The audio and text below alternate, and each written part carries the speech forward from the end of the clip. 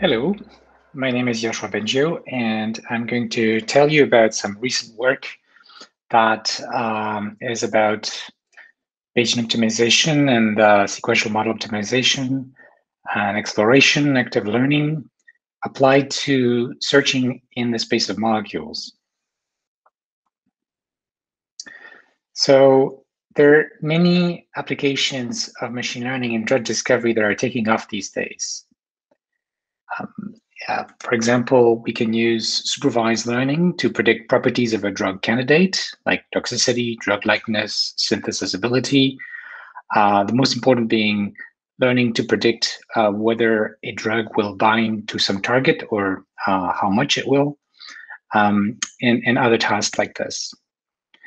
One area that I won't talk much about, but that's going on in my group as well, is target discovery. In other words, using the increasing amount of data that is being captured about, for example, expression and the dynamics of what's going on inside cells to construct causal models of those dynamics and pathways.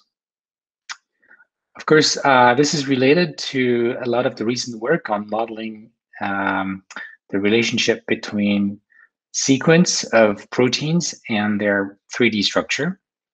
Hopefully that can be extended to the 3D modeling of the complex involving the protein and a drug. Of binding is kind of a generalization of this, where you'd like it, you want to look at how a protein and a drug somehow arrange with each other and what kind of energy, binding energy you get. You can combine physical models with machine learning. But the main topic of my presentation today is about the search problem in a fairly abstract, like computer scientist way to think about the problem. So one way to think about it, which is very much in line with the idea of Bayesian optimization, is to think of it like we're trying to do black box optimization. Except that I think the word optimization here doesn't tell the whole story for a number of reasons that I'll come back to later, having to do with uncertainty. Optimization makes us feel like we could just do a local search, for example. But indeed, I'm going to try to convince you that we need to look at the diversity and exploration aspect a lot more. And so the setup is we have an expensive oracle, let's call it f, a function that is going to give us a scalar y given an input x. In reality, things are more complicated, and you're going to have multiple oracles, each with a different price, different costs, different precision. But for now, we can just think there's a single function. It's a quite interesting research problem to deal with these multiple oracles. Also, we're going to be able to call that oracle only a limited number of times. And in typical applications, like in drug discovery, but I think that also applies to materials discovery, we will be able to get answers for not just one candidate at a time, but a batch of candidates. And in fact, the size of the batch could be pretty large and change the game from a computer science perspective quite a bit. So I'll talk about peptides generated by synthetic biology, where each assay can evaluate, say, 100,000 peptides. So in other words, you're allowed to ask 100,000 questions, 100,000 different values of X at a time. Then you get the answers. It maybe take days or weeks, depending. And then that's one round. And now you have extra data, and you can make another set of queries. So what are we trying to do here? We're not trying to find the X that maximizes f of X. We're trying to find a set of X's whose value is large. In other words, we're trying to find the modes of this function. Why do we want this? Well, if you think about molecules for drugs, the assays that you might be using, that maybe F, is only the first step. As I said, there's going to be a number of oracles, each of greater precision. And so if you only have one candidate, and it turns out you're not lucky, and it works at the cell level, but it doesn't work in mice, then you're dead. So what you want is to propose maybe 100 candidates that are going to survive this whole process for being tested at the next stage of evaluation. That's going to be more precise. And that's why you want to make sure that we want to look at all the modes, or as many of the high modes of this function f. Now, this whole setup applies in many areas: drugs, materials. Think about controls for a plant, and I'm currently thinking about how this could be used in reasoning tasks in AI.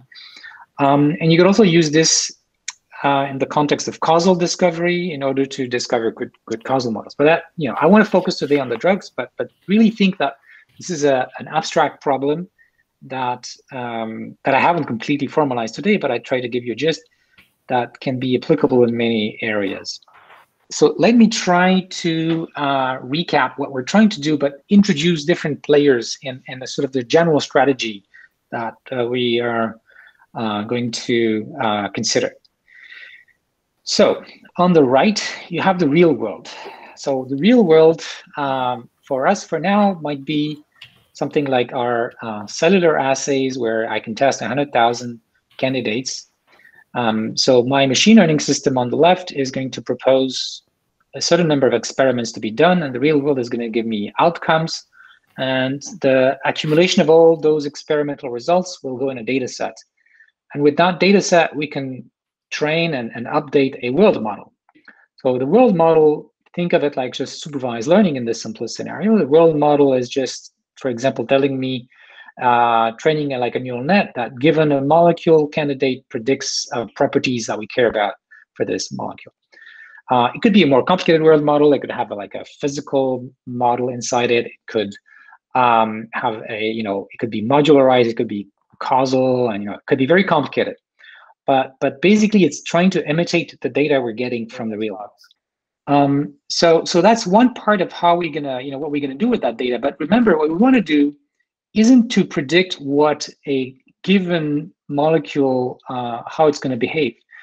What we want is to guess good candidates. So it's kind of like we're trying to invert that world model into a generative model that samples molecules that have a high score.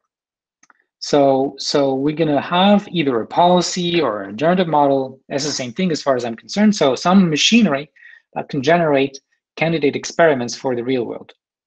And we can train that in an inner loop. That's the purple and yellow arrows here on the top, in an inner loop between the world model and the policy, so that we can make sure that they agree with each other, or rather that the generative policy agrees with the world model. And once they do, then we can sample good candidates in order to be evaluated by the real world. I wonder if there are questions up to now. So this is just like setting the table of the different kind of pieces I'm interested in talking about. All right, so one thing I didn't mention is the world model should have, in addition to like some sort of predictive part, but it also knows about its uncertainty. And of course, I mentioned uncertainty before, and the reason is pretty obvious, right? So when we choose which experiment to run, we want to pick experiments that are going to give us information for future experiments. So if we only had one round of this, we would right away pick our best guess, and if it would be a single experiment. But if we're going to be able to do many experiments in parallel as well as in sequence, then knowing about your own areas of where you're more certain or less certain becomes quite important, obviously, because in places where you have more uncertainty, you might want to do more exploration, especially if the that uncertainty could mean that you could have could be hitting gold if you're lucky. So of course, that's where the whole literature on Bayesian optimization has been focusing on, but I just want to mention that part of the world model is self-knowledge of uncertainty, and in particular, epistemic uncertainty, and I'll come back to that. All right. There is a particular application that I'm very interested in, and that's anti-microbial resistance. And we're working with synthetic biologists here in Montreal that have a pipeline that allows to design antimicrobial peptides that can be used as drugs. And I know that peptides in the past haven't been much used as drugs, but they are more and more. And there have been solutions that have been found to make them able to, get into the body and get into the cells or whatever, and do their work. And what's interesting is that you can use organisms like yeast, for example, to synthesize a large quantity of candidates peptides. So peptide is a short protein, like 10 to 50 amino acids. So it's just a sequence of letters. And there's a very large number of possible peptides, like 20 to the 50. If you have 50 letters each, an alphabet of 20.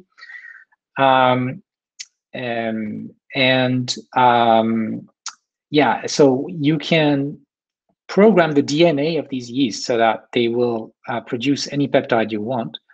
And there are machines to do that very cheaply. So you can have, copies, clones of the same yeast that all do the same peptide, but because you're going to have so many cells in your test tube, you can actually put a very large number of these different variations there, and you can program those individual variations. So they don't have to be like samples at random in some arbitrary way. You can actually use machine learning to decide exactly which 100,000 sequences you'd like to test next. So that's a lot of power, and that's also why machine learning becomes interesting to take those decisions, but also because we can generate so much data at each round, that's also make machine learning more interesting as a tool to do that exploration. Now, why antimicrobial resistance? Because if we don't do anything about this problem of mutations that create new microbes that are resistant to the existing drugs, we're going to a big catastrophe of scope even worse than the COVID-19 pandemic. We're talking about projections of 10 million deaths per year by 2050 and economic costs globally of $100 trillion US. So it's huge. And currently, the pharmaceutical industry is not really looking into this for economic reasons. It's not, it would be complicated to explain, but basically it's not profitable to do that work, even though it has a lot of societal value. So I feel like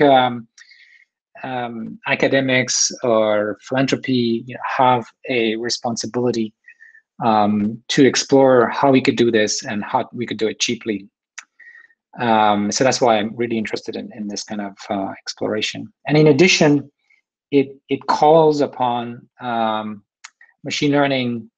It asks machine learning questions that are pushing the boundary of machine learning, and that's exciting for me and for grad students as well. So we can do something for society and push the science in machine learning. I mentioned at the beginning that there's a connection to how you could use these techniques for reasoning.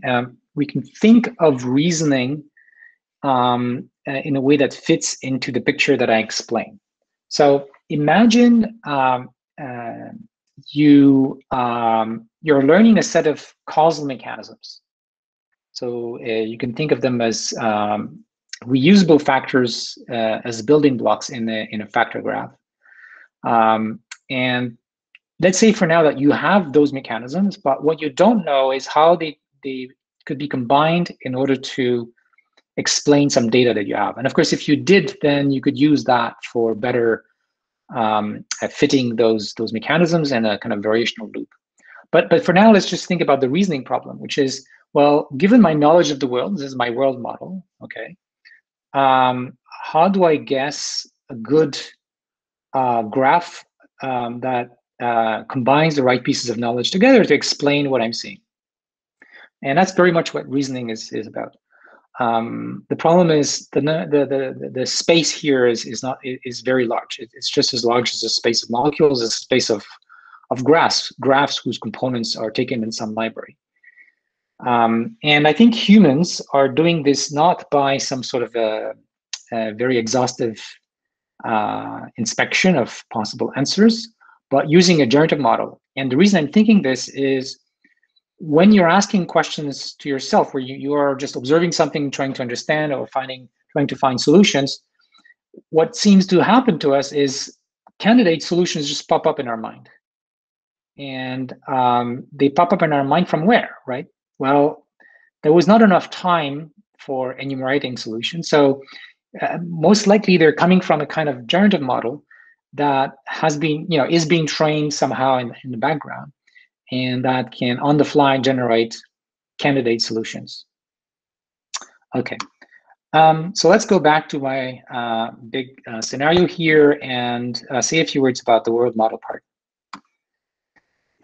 So we could use very straightforward machine learning to have a trivial world model that just predicts the y's, the scalar estimated value of a candidate x by pure supervised learning. It gets interesting potentially because if x is a molecule, then we need to do things like graph neural nets or transformers or something.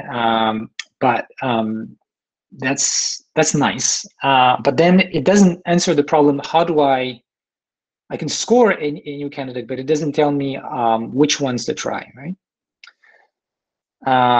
Now, one advantage of having a predictor like this, which is basically a very simple world model, is it allows me to screen in silico a large number of candidates faster, potentially like thousands or millions of times faster than if I have to do the actual experiment. Of course, it's not as good as the actual experiment, but it may allow me to filter good candidates. So that's nice. I could use this to come up with, maybe a random choice of molecules or a given list of, from a library of molecules, and then use my neural net to screen them, to score them, and keep the best. And what I would have gained in doing so is a kind of linear advantage. Linear in the sense that how much work do I have to do in order to find good answers has been improved, let's say 1000x. So that's good. But remember, we're searching in an exponentially large space. So a linear gain in my computer scientist mind is not sufficient. I'd like to have an exponential gain. All right, so how do we get an exponential gain? So, so now I'm going to tell you about that machinery that makes guesses in that space, the imagination machine. So one way to make a guess about a molecule is to decompose that structure into a sequence of decisions, like adding pieces. So what we've been doing in our group for drug-like molecules is creating a library of building blocks so that most molecules can be written as the combination of these building blocks, where we decide which building block to add and exactly where to stick it. And so the allowed alphabet of actions is state dependent. And now we can think of a molecule as a trajectory corresponding to a sequence of these actions. The environment for that policy is deterministic, because I know if I add this piece, what I get. There's no uncertainty there. So that's kind of the things we've been doing for drug-like molecules, which are like what you see there. But in the space of peptides, which are just sequences, of course, it's much easier. You can add one letter at a time. Or you could do something more complicated, like allowing yourself to add, insert, delete, whatever. All of these things are potentially possible using some kind of RL environment. Now, how do we get an exponential gain? It's actually very easy. Okay, instead of screening a fixed list, either chosen randomly or according to some prior knowledge, we can optimize. In other words, we can use these reinforcement learning policies to search by making small local moves from some random starting point until you can't improve. Now, it's a discrete search, so it's more difficult than things like gradient descent, but it benefits from the same sort of exponential gain, in the sense that optimization can, to a local minimum, is going to be polynomial time, roughly speaking, and compared to polynomial number of dimensions, whereas if you try to do all of the configurations, or even a random subset, it's going to grow exponentially. Okay, but there is a but. I don't think that a local search is sufficient. Remember what I said at the beginning, that we would like to produce a diverse set of candidates. So if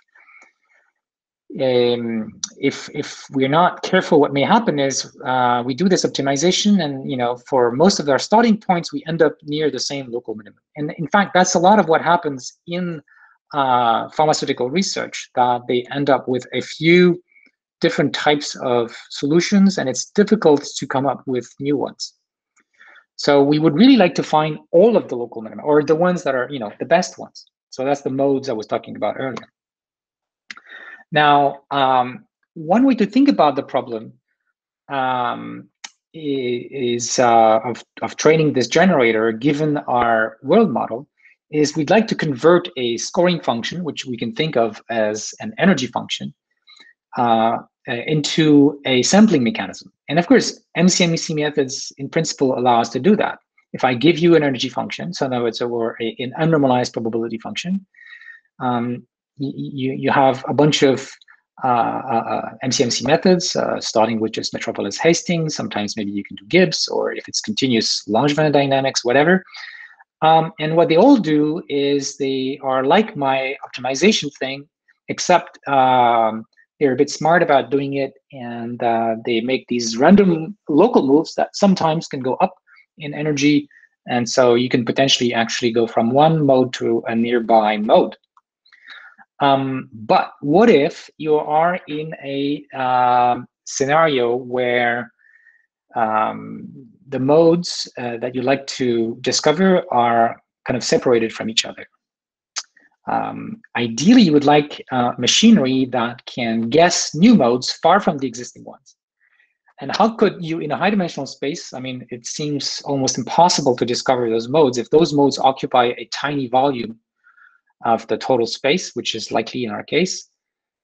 You would need to discover some kind of underlying regularity. Like in the picture here, the three modes we have, they're sitting on the grid points of this blue grid on three of the grid points, bottom left, top left, and bottom right. And a human being looking at this might say, maybe there's also a mode on the top right corner here, because there seems to be this grid-like regularity. So that's what we would like. We would like a machine learning system that makes such guesses. And if you're only going to have local moves in a high-dimensional space where the modes occupy a tiny region, it's going to be very unlikely that you, just by making a lot of small moves, you end up in the right place. So let me expand a bit on that. I've worked with MCMC methods a couple of decades ago, until about 2010, 2013 or something, mostly in the context of Boltzmann machines and the early days of deep learning. And one of the things I've learned is, yes, in principle, you can, given an energy function, you can asymptotically sample from the corresponding distribution using these methods. But it can take exponential time, in other words, a lot of time, to go from one mode to another, what we call mixing between modes. Now, you may be lucky and it's not a problem for you.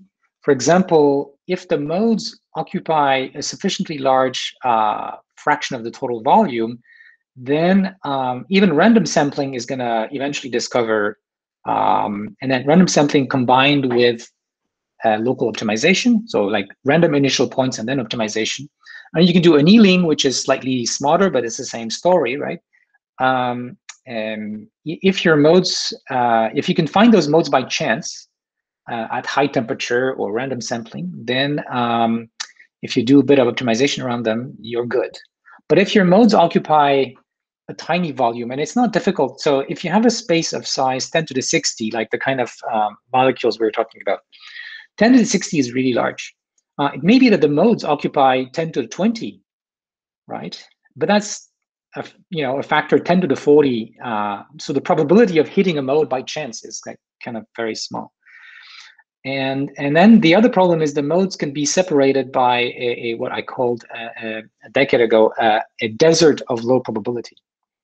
So the problem with MCMC methods is they take a series of small steps, and at each step you have a probability of actually going up in the energy rather than going down, optimization. But if you have to do many of these steps in sequence in just the right direction to go from one mode to another, then the probability of that trajectory or some set of paths that have the right properties can become quickly exponentially small. And that's what happens in practice in problems of interest in AI, and I think also in the case of molecules. So I think MCMC are a good baseline here for the kind of work we want to do, but we probably want to look for something different. Yeah, so connecting to a little bit of what I said at the beginning regarding my interest in causality and modeling dynamics.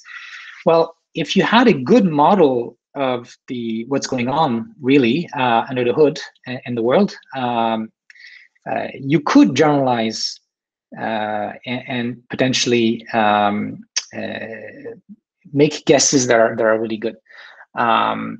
And so, there's a whole other area of research that I won't have time to talk about that could come to bear here in, extreme collaboration with experts, domain experts like biologists. But yeah, I'm not going to go too much in there. What I want to do today is tell you about some new work that we just submitted to NeurIPS that tries to answer the question of going from an energy function to a generative model in a way that's fundamentally different from the MCMC method. So one important keyword here is amortized. So in MCMC methods, you would take the energy function and directly try things, or optimization methods, right? You would try some moves and then accept them or not, or something like this. And so you're doing a lot of work to find good solutions at the time when you want to sample. Another option that we've pioneered in deep learning is to amortize that exploration by training a generative model. And so instead of directly sampling from the energy function, what if we train a model that's going to be consistent with the energy function? We train a generative model. Think about like a GAN, or think about like a VAE, or in that case, like a reinforcement learning policy that takes a sequence of actions, such that it generates things with a probability proportional to what you want, some reward function, some e to the minus energy function. So if we could, given an energy function, use it to train a generative model, it would be nice. So this is what we've been doing. At the time when you want to sample, then it's very fast, right? It's one shot. You have your neural net that goes from random numbers into the thing you want, or maybe it's a sequence of steps, like in our case, a sequence of steps where you add pieces to a molecule, but it's still one shot. It's very fast. The other thing about training, which is even more profound than the amortization aspect, and that's the ability to generalize out of distribution. So if I go back here, 10 years ago, when I was still thinking about how we can improve on MCMC methods, I came to the conclusion, wrong, that there was no way. Because if you just, whatever local method you use to search and add noise and whatever, how could it ever find these isolated modes that you haven't yet data for? It seems impossible. But as you see in my picture, it is possible, right? If I train a model that is able to do systematic generalization, that understands that there is some meaningful structure there. It doesn't have to be perfect here. It's just going to make guesses. So, I mean, the whole reason why we're doing machine learning here is because we are hoping that our models can discover structure, can discover regularities, can generalize in a systematic way, ideally, far from the data. That's what this means. So this amortization trick is not just about computational efficiency. It's about really generalization in a powerful sense that we need here. Okay, so if our generative model is good, it can make these guesses far from the data, and it seems to be a key ingredient in this overall problem that I've been talking about, to make guesses about new things like new materials and new molecules. Okay, so so this algorithm we call GFlowNet is, one particular method to try to achieve that. There is earlier work in reinforcement learning that's connected, but doesn't quite do what we want. So there's controls inference, and then another thing. I think I forgot the name. A sum tree, I think. But these approaches, so there are approaches that try to convert, say, a reward function into a policy. Problem with that, a policy that samples in probability proportional to that reward function. Problem with the existing approaches is that they work well if there's only one way to get, say, a molecule.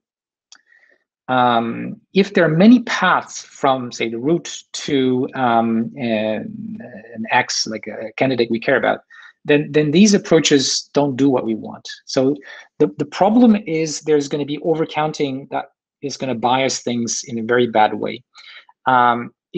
If we have a method that, like in control as inference, is going to make the probability of a sequence of actions proportional to the reward you get at the end, it looks good, but it's not, because what it means is that actually to get that molecule, you could have picked any of the paths that reach that final terminal state.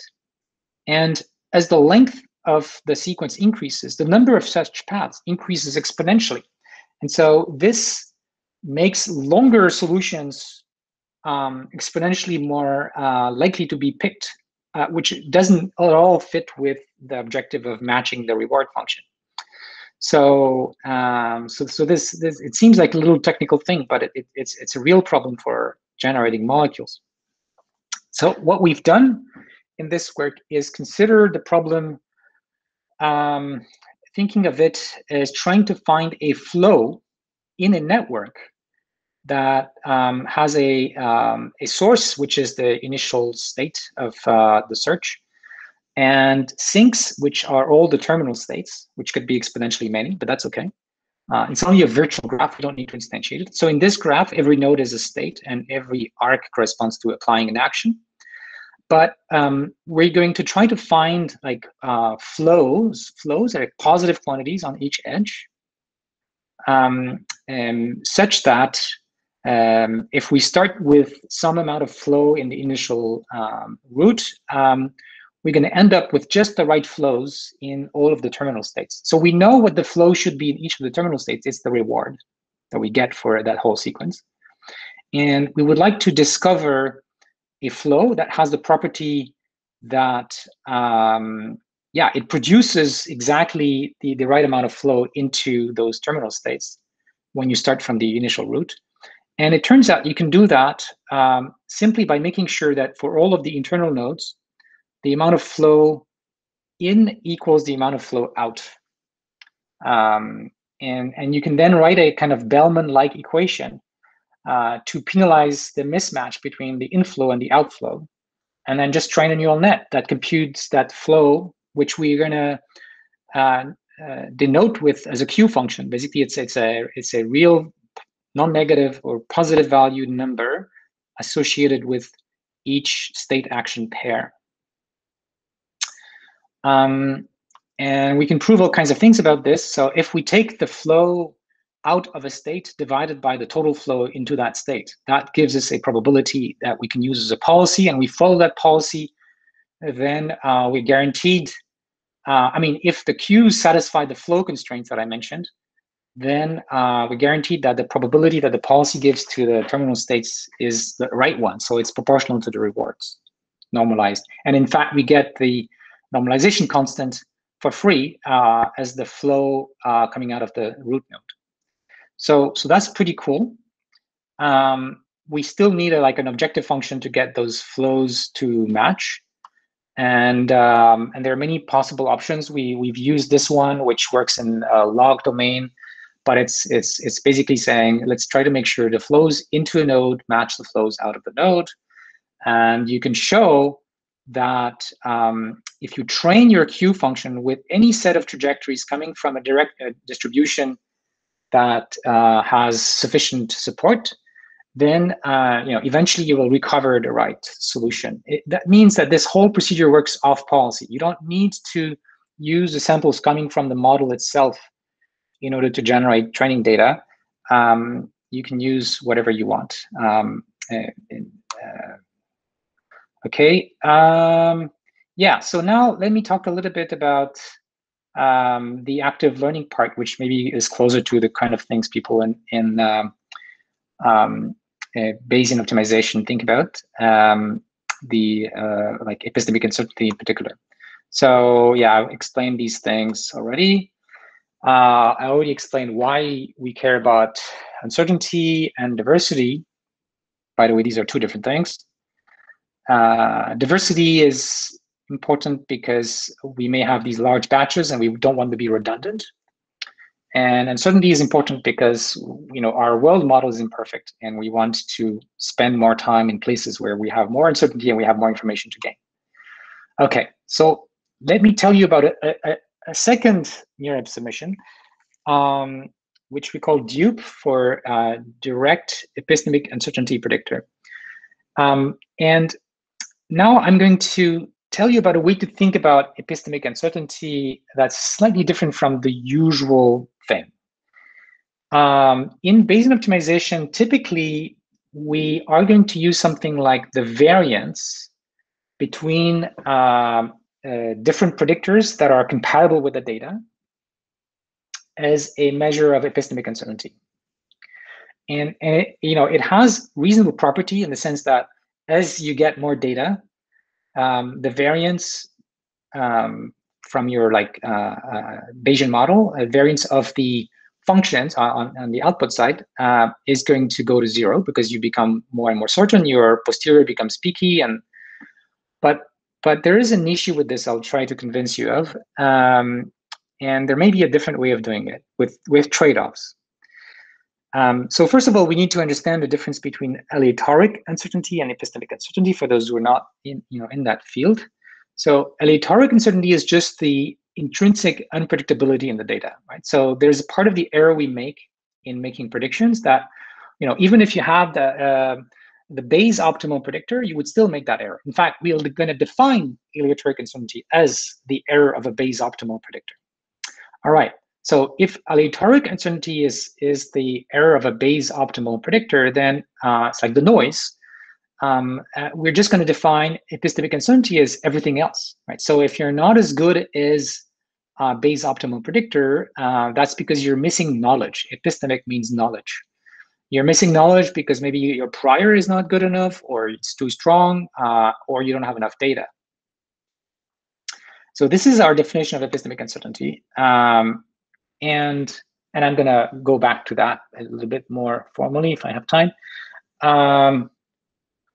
Now, so in this paper, the way we're going to estimate epistemic uncertainty is we're going to take the definition directly. We're going to estimate aleatoric uncertainty, and then we're going to estimate the total error and subtract the aleatoric uncertainty from the total error, and that's going to give us the epistemic uncertainty. Right, so, and I have a little toy example here illustrating what happens in comparing it with a normal variance-based Gaussian process. So it's all Gaussian processes in this toy problem. In real world, with molecules, we use neural nets, but for 1D things, it's GPs are great. So what we're seeing here, we have the purple data points, the crosses. You see there are two regions where you have a lot of data and there's a lot of certainty and everything is cool, but then you have these regions where there is no data or very little data. And your ground truth is quite different from what, say, a GP will guess, because there's not enough data there. And well, that's okay, except that your GP is going to estimate its variance. It's going to, in a way that ends up being, way underestimating the uncertainty. And so you can see this in like the blue sausage that's really not thick enough in the middle. Whereas the approach we are proposing is doing a better job. And the way that it's going to do that is going to apparently cheat a little bit by using some of the data in a kind of cross-validation way, to produce out-of-sample errors or even out-of-distribution errors, and then train a second model to predict the losses of the main one, the first model. So we have a main model that predicts the mean function. That's the main predictor, and then we train a second neural net or a second GP, whose job is trained with the same inputs or maybe augmented inputs, and but the target is now the errors, like squared errors of the first one. And it does a much better job. And the reason it does a much better job here is because it's able to calibrate properly, right? It's directly training to predict the epistemic uncertainty as I have defined it. So it's defined like, this is now in equations what I said in words. There's the total error is just like in the case of squared error is just expected squared error. F of x is our predictor. Aleatoric uncertainty is the error of the best possible predictor.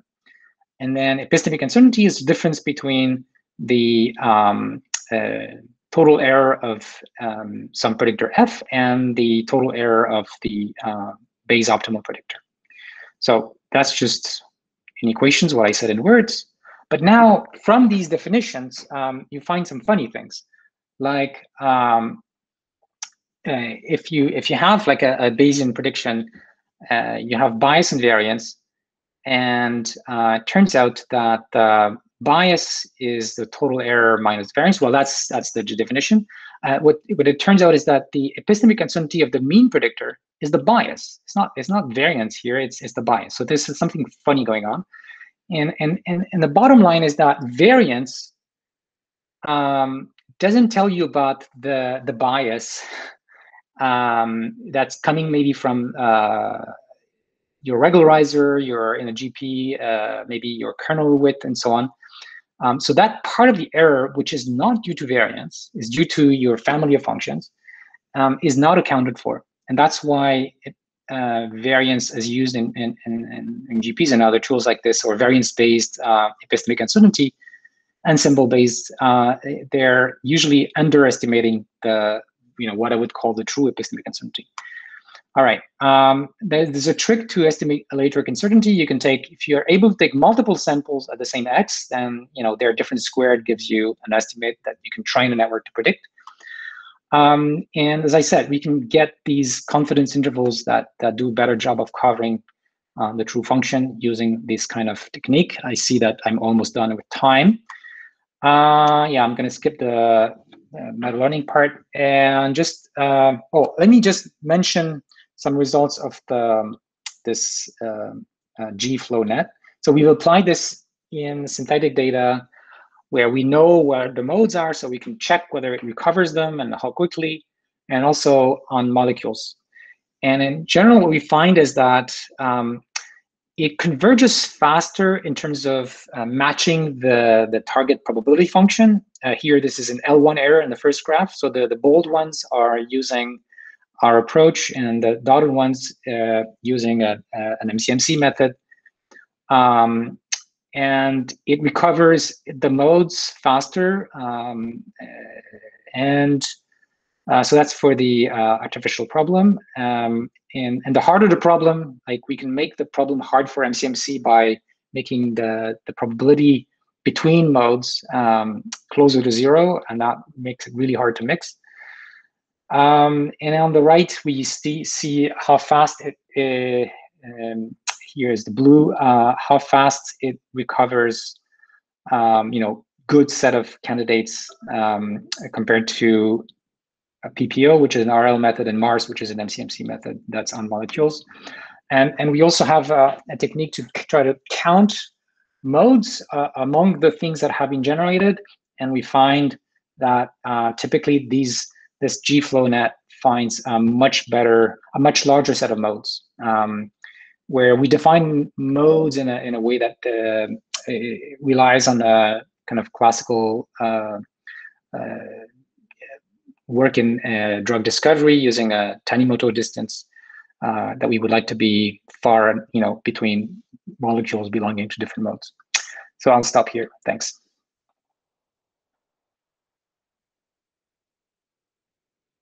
Thank you so much, Yoshua. It's really a fantastic talk. All right, we'll open the floor for questions.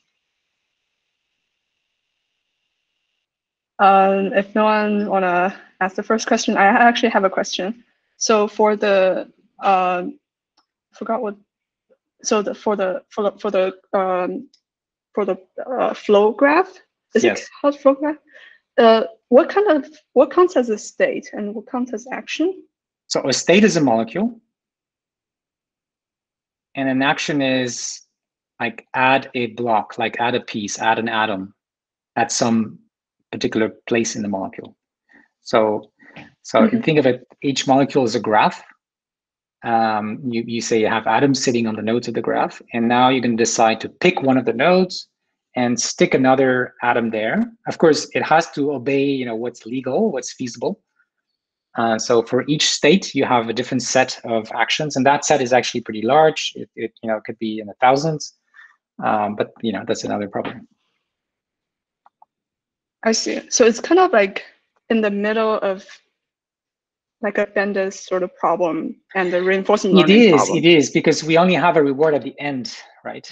I mean, you could have a pseudo reward in the middle, but really the thing we care about is the reward at the end. When you've decided you're done, so there's a special action that says, okay, I have a candidate. Just like if you were to use a generative model for sentences, you need like a special token that says end of sentence. And now you're going to score it. You're going to send it to the other guy or something. Got it. So, all right, cool. For people who have questions, if you could raise the hand, and then we'll go through it. So I saw Neil Thomas. How many? So Neil is asking, how many samples do I need at each X to estimate aleatoric uncertainty? So you can get an unbiased estimator with just 2 samples, all right? And then the theorem says, if you have more, what to do, but basically, but of course, if you only had 2, it's going to be a very high variance guess of the aleatoric uncertainty, except that the game here is we're going to train another neural net, some more neural nets, or whatever machine learning method you want, to predict that noisy, unbiased estimate of aleatoric uncertainty. And so hopefully there is some structure to aleatoric uncertainty. It's not like each X has a completely different uncertainty. And so it kind of works. Now, also, there are some problems where there is no aleatoric uncertainty, so that kind of solves the problem. Or you have problems where the aleatoric uncertainty is kind of easy, like it's a constant, doesn't depend on X. So that's easy to estimate. But I'm not claiming we've solved the aleatoric uncertainty problem. It's clearly an open problem, and there are many cases where you can't get 2 Ys for the same X, and then what do? I don't know. This is an open problem. Cool. Next we have Daniel. Oh, I just see. Sorry, I see that Neil asked, how much of your exploration budget do you spend on repeated samples? Well, you don't need to spend that much, because you can do it once in a while, right? You don't need to do it on every sample. But at worst, let's say it's going to multiply by 2 your budget, but you don't need to go that far. Sorry, go ahead, Daniel. So I just want to understand the G-flow net a bit better. So yes. You said that you have this Q function, and yes. You said that the graph is exponentially large, but it's implicit. So Yes. you're trying to construct a flow where Yes. you have the flow conservation constraints and That's right. exponentially many of them. That's right. So how are you training this thing? Or just like picking random states and seeing is the flow conserved and then You adjusting could, so long as the way that you choose those states covers the underlying distribution that you care about. The way we've done it is we take a high temperature version of our current generative model by some sort of noise injection, and that samples trajectories. And then we take those trajectories, and on each state along the trajectory, we have the loss function that tells, try to make the flow inflow match the outflow. So it's never going to match it perfectly. It never does it because there's exponentially many states, and it's never going to even go twice to the same state.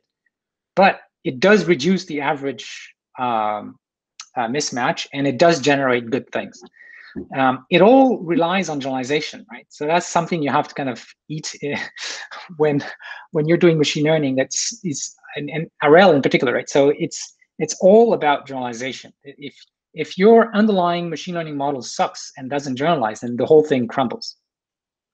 Yeah. So it seems like then you are kind of doing a local search in some sense. It's just in some manifold by the generative model, right? I don't think so. So, okay, let me try to give an analogy. Let's say the actions are emit a word in English.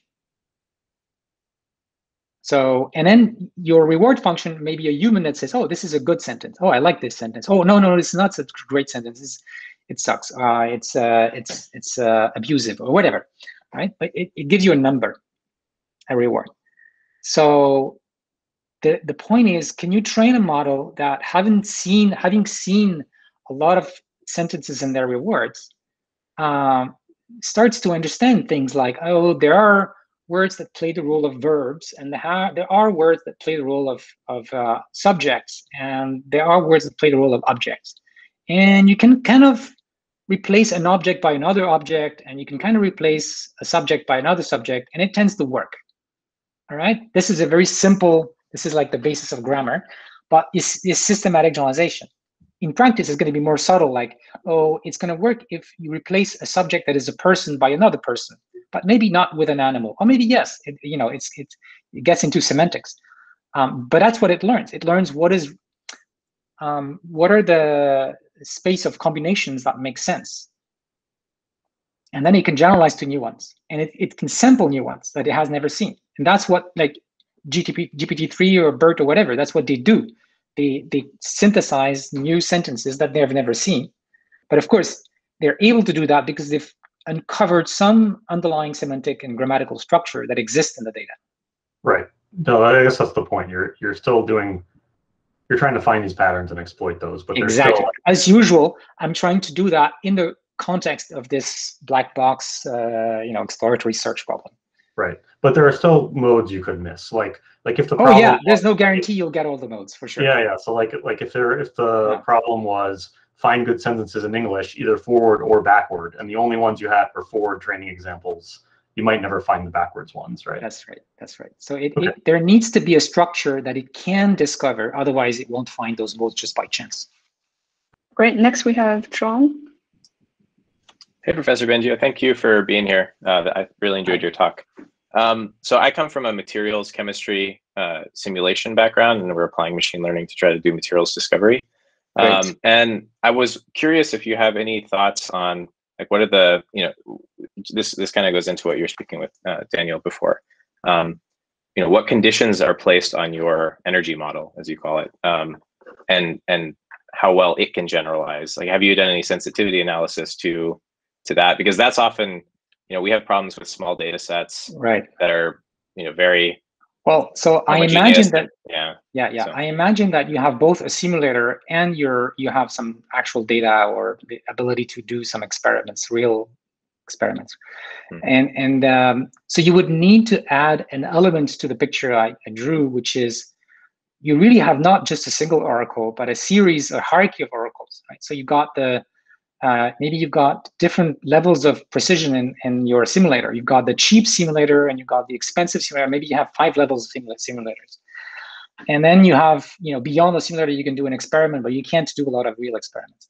So that's something where RL could be used as well, to help figure out in the outer loop. So I've talked about the RL in the inner loop to try to generate a single candidate, but you can also think of RL in the outer loop that decides, should I have a good batch of candidates. I think I understand now sufficiently things to call upon the more expensive simulator and see what I really get. And then my world model, it will include some estimate of how much I can trust my frontline oracle, which is cheap.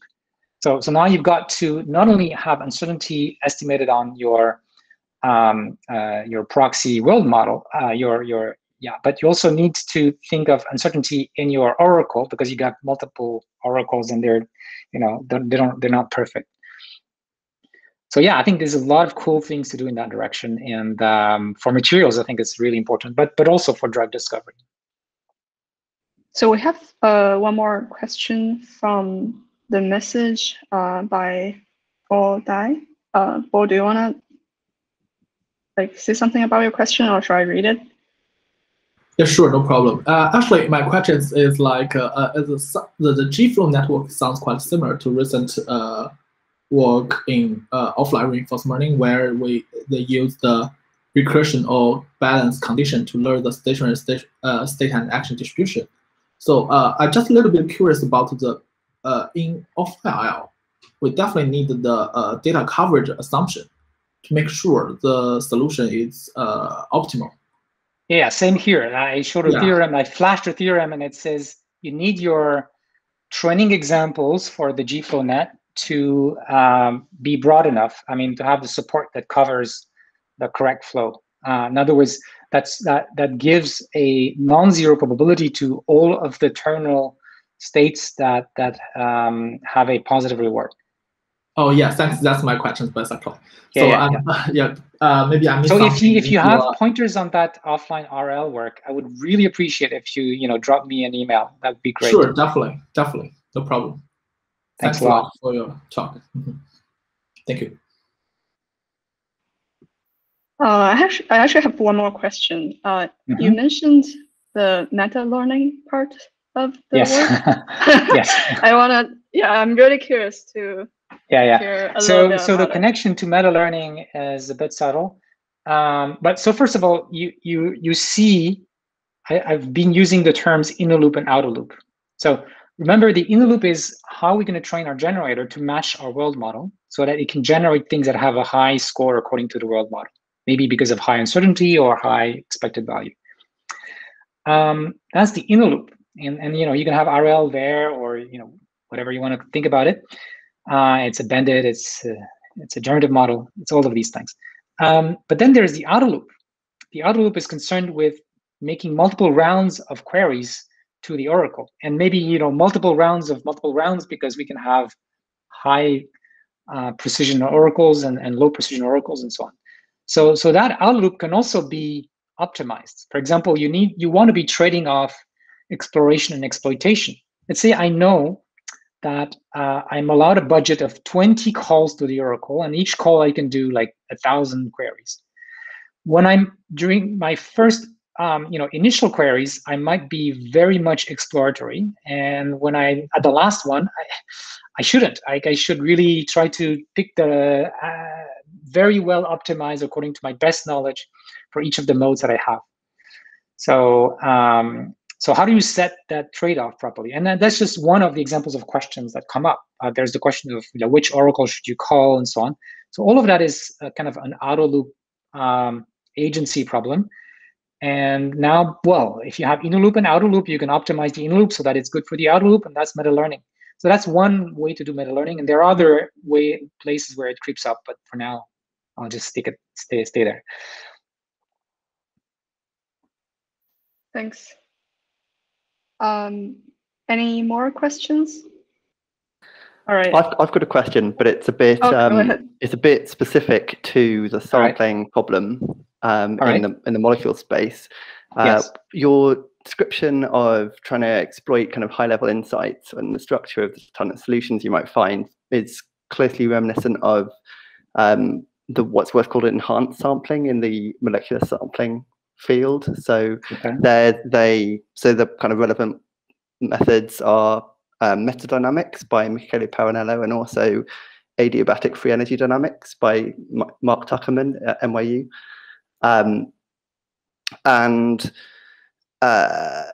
In that space, what they always require is that you know something about the system in advance. You know what the low dimensional degrees of freedom are in which you would need to look for a good solution. Yes. I wonder if there's, so I think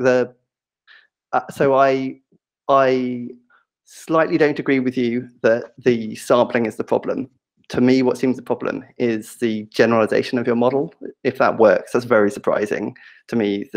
And that is like a massive contribution. But the sampling part, I think in the molecular sampling field is a well-studied thing. So but saying that current methods based on MCMC can visit all the interesting modes?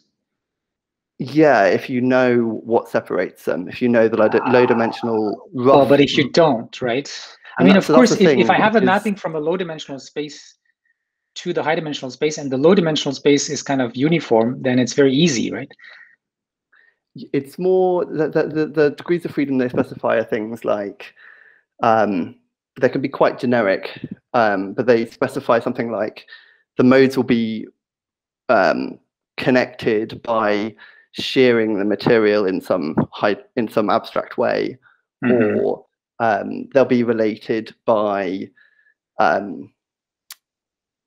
one will relate to, I don't know, some large conformational change, which is kind of knowable, but the details aren't knowable. But the thing that I think would be really powerful is if you could discover these low-dimensional changes from data and bootstrap onto those methods. That's what this could do if your machine learning, underlying machine learning model has the right inductive biases. So in a way, I think what you're talking about says if we have the right inductive biases, the right a prioris, we can come up with an exploration strategy that is going to cover more or less the modes. What I'm saying is maybe we can get away with weaker knowledge, which is enough to structure the machine learning system, or maybe just enough data so that it can discover that knowledge and let machine learning generalize. Now, if you don't have a lot of data and you don't have a lot of prior knowledge, nothing's going to work, right? But anyway, that's interesting. If you could send me pointers, that would be great. Sure, I will. But yeah, I agree with you that in principle, if you had enough knowledge, you could do the sampling. But the two problems of guessing the new modes and sampling are connected in the sense that, well, once you make good guesses, then you can cover all the modes easily, right? It's the hard part of sampling.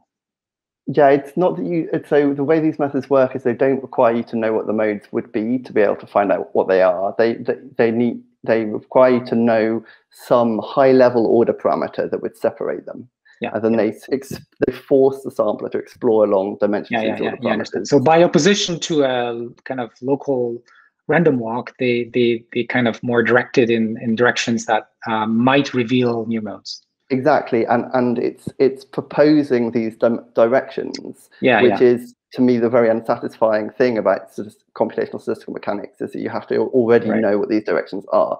And so actually, what I think, because my whole background is in computational statistical mechanics, so what I think would be tremendously powerful is if there was a way to propose what those dimensions were from data, and that's a really unsolved problem at the moment. Yeah, that would be like an order zero contribution. That's what we're aiming at, and again, it's like any machine learning, right? It might work if your model is good enough, and it will probably need some inductive biases, but if you have enough data, then you need less inductive biases. It's the usual things, but we know from other settings, like in computer vision, that machine learning can generalize out of distribution in a substantial way, and also sometimes screw up, out of distribution. But the fact that it can. So here we're not trying to get perfect answers. We're just trying to get good guesses, a sufficiently large fraction of the time. Like even 1% would be good enough. All right. Thanks a lot for the discussion. All right, I think we can wrap it up. Thank you so much, Yoshua, for joining us today. Thank you for organizing.